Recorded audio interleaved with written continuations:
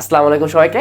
আজকে তোমাদের সাথে প্রথম অধ্যায়ের সিকিউর জন্য একটা শিওর শর্ট টপিক নিয়ে আলোচনা করব। প্রথম অধ্যায়ে কিন্তু সিকিউর জন্য বায়োমেট্রিক্সটা একটা 100% ইম্পর্টেন্ট টপিক। এটা থেকে একটা এমসিকিউ একটা সিকিউ তোমরা পাবাই মেইন পরীক্ষায়। ওকে, চলো তোমাদের আজকে এই ক্লাসে বায়োমেট্রিক্সের রিলেটেড সব কিছু শেষ করে দেওয়ার চেষ্টা করবো, যাতে তোমাদের কোনো কিছুতে আটকানো না লাগে, সেটা এমসিকিউ হোক অথবা সিকিউ। বায়োমেট্রিক্স কি? বায়োমেট্রিক্স হচ্ছে মানুষের দৈহিক এবং আচরণগত বৈশিষ্ট্য পরিমাপের ভিত্তিতে কোনো ব্যক্তিকে অদ্বিতীয়ভাবে শনাক্ত করা। ধরো আমরা যে অনেক সময় হচ্ছে বিভিন্ন আগে আমরা সিআইডি দেখতাম অনেক, তাই না? এখনো ক্রাইম থ্রিলার বা এই টাইপের জিনিস পেতে অনেকেই দেখো। তো এই যে ক্রাইম থ্রিলারগুলোতে মানুষের যে ডিএনএ টেস্ট করে একটা লাস্টের অ্যাকচুয়ালি পরিচয় কি, বা হচ্ছে একটা এই অপরাধটা অ্যাকচুয়ালি কে করছে, এরকম অনেক কিছু নির্ণয় করা হয় না? তো এই সব কিছুই কিন্তু বায়োমেট্রিক্সের অন্তর্ভুক্ত। তার মানে কি, এই যে লাশের ডিএনএ টেস্ট অথবা একটা ক্রাইম সিনের ডিএনএ টেস্ট, আবার আমরা যে অনেক সময় স্কুল বা অফিসে হচ্ছে যে ফিঙ্গারপ্রিন্ট দিয়ে নিজেদেরকে অ্যাটেন্ডেন্স দেই, এই সব কিছুই কিন্তু বায়োমেট্রিক্সের অন্তর্ভুক্ত। তো বায়োমেট্রিক্স অ্যাকচুয়ালি কত প্রকার আছে? বায়োমেট্রিক্স অ্যাকচুয়ালি দুই প্রকার আছে, শারীরবৃত্তীয় পদ্ধতি এবং আচরণগত পদ্ধতি। শারীরবৃত্তীয় পদ্ধতি মানে কি?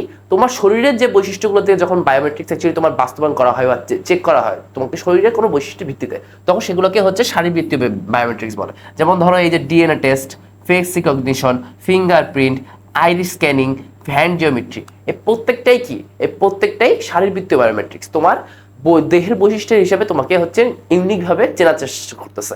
আর কি আছে? আর আছে টাইপিং। মানুষ যে টাইপিং করে কিবোর্ডে, এটাও কিন্তু একটা ইউনিক একটা ট্রেড, কিন্তু এটা অবশ্যই শারীরিক যে বৈশিষ্ট্যগুলোর ভিত্তিতে যে আমরা ইউনিকভাবে যাচাই করি এরকম না। দেখো ধরো তোমার দুইটা ফ্রেন্ড একসাথে টাইপিং শিখছে, ওদের কিন্তু টাইপিংটা একরকম হতেই পারে, কিন্তু ওদের কিন্তু চেহারা, ওদের কিন্তু ফিঙ্গারপ্রিন্ট কখনো সেম হবে না। এরকমই ভয়েস রিকগনিশন সফটওয়্যার, সিগনেচার, এরকম অনেক কিছুই তোমার আরও সাথে সাথে চেক করা যায় আচরণগত পদ্ধতিতে, কিন্তু এগুলো শারীরবৃত্তীয় পদ্ধতির মতো নির্ভরশীল না।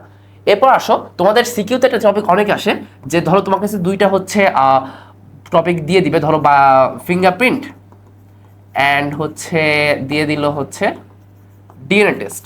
তোমাকে বলবে যে কোনটা অ্যাকচুয়ালি ভালো ভার্সেস কোন পদ্ধতিতে অ্যাকচুয়ালি ভালো। এটা তোমাকে অ্যাকচুয়ালি কীভাবে নির্ণয় করতে পারবা, চলো দেখা যাক। তোমাদেরকে এটা বোঝানোর জন্য একটা গ্রাফ নিয়ে আসছি। এই গ্রাফটা দিয়ে তুমি অ্যাকচুয়ালি এই টাইপের সিকিউ যেগুলোই তোমাকে দিক, তোমাকে ফিঙ্গারপ্রিন্ট দিক অথবা স্মার্ট কার্ড দিক, তোমাকে ফিঙ্গারপ্রিন্ট দিক অথবা হ্যান্ডশেপ দিক, যাই দিক, তুমি এই গ্রাফটা দিয়ে কিন্তু খুব ইজিলি সলভ করতে পারবা। কীভাবে? এই গ্রাফটায় এই যে ওয়াই অক্ষ বরাবর যেটা গেছে, তোমার হচ্ছে এই দিকে তুমি যত উপরে উঠবা, ওয়াই অক্ষ বার তুমি যে যত উপরে উঠবা, তুমি তত বেশি ইজিলি ইউজ করতে পারবা। ধরো এই যে ভয়েস হচ্ছে সবচেয়ে উপরে আছে, তার মানে কি মানুষের গলা শুনে মানুষকে চেনাটা সবচেয়ে বেশি সহজ। আর এই যে যত ডান দিকে যাবা তত কারেক্টলি চিনতে পারবা বা তত সঠিকভাবে চিনতে পারবা। যেমন ধরো আইরিস, মানুষের আইরিস স্ক্যান করলে তুমি একদম তাকে নির্দিষ্টভাবে চিনতে পারবা, ঠিক আছে? এখন এই যে ওয়াই অক্ষ যত উপরে থাকবে তত কি ইজিলি চিনতে পারবো। এটা মানে কি? ধরো আমি যে কাউকে একটা ডোরে নক করলাম, ধরো আমার বাসাতে আমি ডোরে নক করলাম, বললাম আমার মাকে যে মা আমি আসছি, এটা আমার মা কিন্তু আমার গলা শুনে চিনতে পারবে যে কে আসছে। কিন্তু আমার গলা কি অনেকে হচ্ছে কপি করতে পারবে না? পারবে তো। ধরো এই যে বাংলাদেশে হচ্ছে বিভিন্ন যারা অ্যাকচুয়ালি তোমার রাজনৈতিক বক্তা আছেন, তারপর হচ্ছে ওয়াচ করেন, এরকম অনেকে, ধরো আমির হামজার হচ্ছে আমার এলাকার এক হুজুর কিন্তু আমির হামজার কথা খুবই ভালো নকল করতে পারে। তার মানে কি, আমির হামজার ফোনে যদি কোনো ভয়েস লক থাকে আমার হুজুর কিন্তু খুলে ফেলতে পারবে। তার মানে তোমার ভয়েসটা অনেক সহজভাবে চেনা গেল, মানে কানে শুনলে চেনা গেল, বা ওই ভয়েস রিকগনিশন সফটওয়্যার বা এগুলো হচ্ছে অনেক বেশি কম দামি, এগুলো খুবই অ্যাক্সেসেবল। যত বেশি উপরে তত ইজিলি অ্যাক্সেসেবল, যত ডান পাশে তত কি অ্যাকুরেটলি অ্যাক্সেসেবল। তুমি কি মানুষের আইরিসটা চাইলেই তুমি নকল করতে পারবা না, মানুষের ফিঙ্গারপ্রিন্টটা তুমি চাইলেই নকল করতে পারবা না। সো তুমি দেখবা তোমার কাছে যদি কখনো হচ্ছে এই গ্রাফটা একটু মনে রাখার চেষ্টা করবা, তোমার কাছে যদি কখনো দুইটার ভিতর কম্পেয়ার দেয়, ধরো তোমাকে কম্পেয়ার দিল যে হচ্ছে ফেস রিকগনিশন সফটওয়্যার এবং হচ্ছে ফিঙ্গারপ্রিন্টের ভিতরে কোনটা বেশি ভালো, তখন তুমি বলবা যে ফেস রিকগনিশন সফটওয়্যারটা হচ্ছে যেহেতু উপরে আছে, ফেস রিকগনিশন সফটওয়্যারটা ইউজ করা ইজিয়ার। আর এই যেহেতু ফিঙ্গারপ্রিন্টটা ডানে আছে, ফিঙ্গারপ্রিন্টটা কি বেশি রিলায়েবল। বুঝতে পারছো? দেখো ফিঙ্গারপ্রিন্টটা ডানে আছে কিভাবে, এই দেখো ফিঙ্গারপ্রিন্টটা কিন্তু এই এতগুলোই ডানে, আর ফেস রিকগনিশন সফটওয়্যারটা কিন্তু এতখানি উপরে। এই গ্রাফটা কিন্তু তোমরা যারা সায়েন্সে আছো তারা কিন্তু অনেক ইজিলি বুঝে ফেলতে পারবা। যারা আর্টস বা কমার্স আছো তারা যদি গ্রাফের সাথে একটু বেশি অপরিচিত হয়ে থাকো, তাও কিন্তু দেখবা এই গ্রাফটা একটু সময় নিয়ে ভাবলে তোমরা ইজিলি বুঝতে পারবে। তোমাদের অনেকের অর্থনীতি করো, গ্রাফের সাথে তোমরা সবাই টুকটাক ভালোই পরিচিত। ওকে, একটু নার্ভাসনেস না হয় এই লজিকটা মনে রাখার চেষ্টা করবো, তাহলে কিন্তু এইখানে তোমার 4-এর 4 অথবা 3-এর 3 যে কোশ্চেনে আসুক অনেকটাই নিশ্চিত হয়ে যাবে, ঠিক আছে? তো আর একটা লাস্ট একটা কথা বলে তোমাদের ক্লাসটা এখানে শেষ করি, যে ফিঙ্গারপ্রিন্ট ম্যাক্সিমাম ক্ষেত্রে সবচেয়ে ভালো, ফিঙ্গারপ্রিন্ট বেস্ট ম্যাক্সিমাম ক্ষেত্রে। কেন?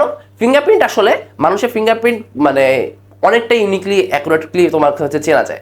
এখন কখনোই এরকম হয় না যে মানুষের হচ্ছে দুইটা মানুষের ফিঙ্গারপ্রিন্ট হচ্ছে তোমার এক হয়ে গেছে, বা তোমার একজনকে হচ্ছে এখানে বেশি ফ্রড হচ্ছে। এখন হ্যাঁ, ওই যে আমরা টিভি সিনেমায় দেখি যে হচ্ছে পলিথিন টলিথিন লাগায় অনেক সময় নকল করে, এর জন্যই এটা একেবারে ডানে নাই, হালকা বামে আছে।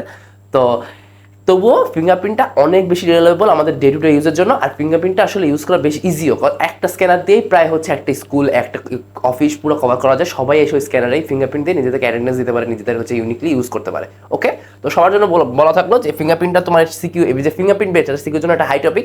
এই গ্রাফটা তোমাদের সিকিউর জন্য অনেক বেশি ইম্পর্টেন্ট। অ্যান্ড কোনটা কী ধরনের পদ্ধতি, শারীরবৃত্তীয় পদ্ধতি, আচরণগত পদ্ধতি এবং সংজ্ঞা, এগুলো তোমাদের এমসিকিউর জন্য অনেক বেশি ইম্পর্টেন্ট। তো সবার সাথে শুভকামনা রইলো, ইনশাআল্লাহ পরে অন্য কোনো ভিডিওতে দেখা হবে। আজকের মতো এখানে শেষ, আল্লাহ হাফেজ।